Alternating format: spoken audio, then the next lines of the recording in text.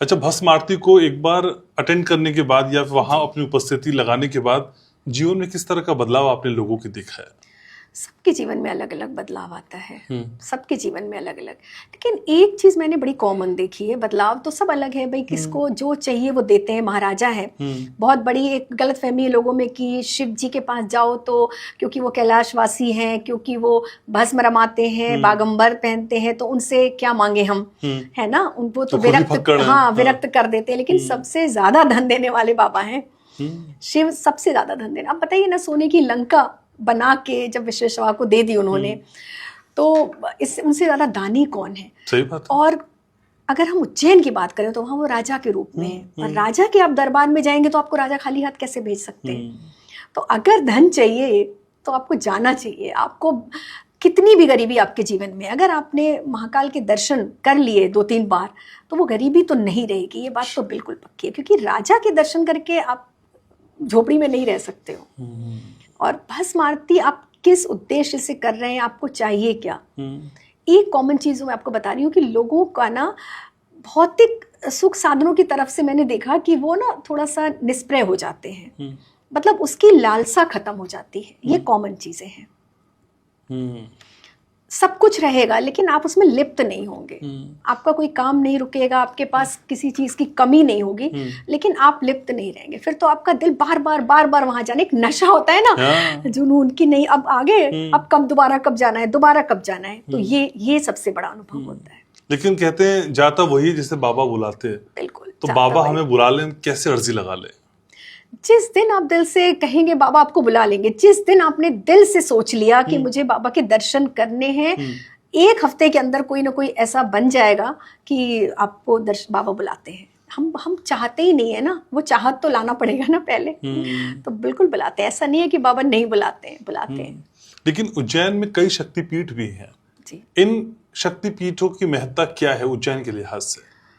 देखिए, उज्जैन में जनरली सबको ये पता है कि 2 शक्तिपीठ हैं विशेष रूप से। माँ हरसिद्धि, जहाँ पर माता सती की दाहिनी कोहिनी गिरी थी जब सती को लेके महादेव भ्रमण कर रहे थे रौद्र रूप में, तो दाहिनी कोहिनी गिरी थी, वहाँ तो माँ हरसिद्धि का शक्तिपीठ है। और एक दूसरा गढ़ कालिका देवी, वहाँ पर माँ सती के ऊपरी होठ गिरे थे, तो वो भी शक्तिपीठ है। जहाँ जहाँ सती माता के अंग गिरे वो 52 शक्तिपीठ हैं हमारे पूरे। वैसे तो देखा जाए 84 हैं, लेकिन बाकी अदृश्य हैं। जो दृश्य शक्तिपीठ हैं वो 52 हैं।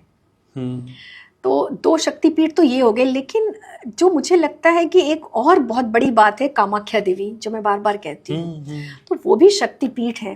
कामाख्या देवी का जो वहाँ पर सेम जैसे गुवाहाटी में माता है वैसा ही स्थान है। तो मेरे हिसाब से 3 तो बहुत बड़े शक्तिपीठ मैं मानती हूँ। और बाकी तो देवी का स्थल है, 64 खंबा मंदिर, ठीक है, देवी महालया और देवी महामाया का मंदिर। तो वहाँ पूरा उज्जैन ही शिव और शक्तिपीठ है। इस बार भी कोई मंदिर की कथा बताइए ना, जो मंदिर अभी लोगों की निगाह से थोड़ा सा विलुप्त है। देखिए, कई सारे ऐसे मंदिर हैं वहाँ पर जो अभी नहीं है, लोगों के निगाह में नहीं आए। इस लास्ट टाइम मैंने कामाख्या देवी बताया था। वहाँ पर ना एक तो देखिए ऋण मुक्तेश्वर बहुत विशेष है, जहाँ पर जाके ऋण उतर जाता है, ठीक है, वो भी बहुत अपने आप में अलौकिक मंदिर है। अब मैं आपको महाकाल परिसर में ही एक मंदिर के विषय में बता रही हूँ जिसके बारे में लोगों को इतना नहीं पता है। एक जो पता है वो नागचंद्रेश्वर पता है, लेकिन एक जूना महाकाल है वहाँ पर, उनकी बड़ी विशेष कथा है। अच्छा। है ना, कि जब आक्रमणकारियों ने बार बार आक्रमण किया कि वो शिवलिंग को ध्वस्त करना चाहते थे, तो उस समय के जो पुजारी थे उन्होंने एक बड़ा अच्छा निर्णय लिया। उन्होंने जो असली शिवलिंग थे उनको कहीं गुप्त स्थान पे छुपा दिया और उनकी जगह पर एक दूसरे शिवलिंग के स्थापित कर दिए, जिससे आक्रमणकर्ता आए तो वो उन्हीं को समझे। तो जब ये घटनाएं काफी समय चलती रही, जब शांति हो गई, जब आक्रमण बंद हो गए, तो उसके बाद उन्होंने वापस से असली शिवलिंग को वहां रखा और जो दूसरे शिवलिंग थे उनको मंदिर परिसर में ही स्थापित कर दिया। लेकिन उन्हीं को जूना महाकाल कहते हैं हम। लेकिन उनकी भी महिमा ना महाकाल मंदिर से, जो महाकाल शिवलिंग है उनसे कहीं भी कम नहीं है। आप एक बार उनके दर्शन करेंगे ना, उनको लोग आदि शिवलिंग भी बोलते हैं, कहते हैं कि ये बहुत विशेष है। बड़े शिवलिंग भी, बड़े महाकाल भी लोग कहते हैं, जूना महाकाल भी कहते हैं।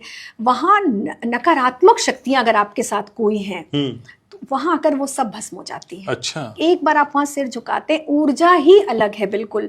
अगर वहां पे आप जल चढ़ाते हैं तो जो ऊर्जा प्रस्फुटित होती है ना, वो बिल्कुल अलग है। आसपास के वातावरण को पूरा सकारात्मक, और आपकी मनोकामना पूरी होती है। और सबसे बड़ी बात है तंत्र, अगर आपको लगता है कि किसी ने तंत्र कराया हुआ है, किसी ने हमारा काम बांधा हुआ है, या कुछ भी किसी भी तरह की नकारात्मक शक्ति, वहां पर आप जाइए, उनकी पूजा से वो सारी चीज़ें दूर होती हैं। तो अपने आप में बहुत विशेष है जूना महाकाल। तो जब भी लोग जाते हैं महाकाल दर्शन करके आ जाते हैं, लेकिन पूरे परिसर में नहीं घूमते हैं। चलिए बहुत बड़ा है महाकाल मंदिर का परिसर, लेकिन जूना महाकाल के दर्शन अवश्य करें। ओके।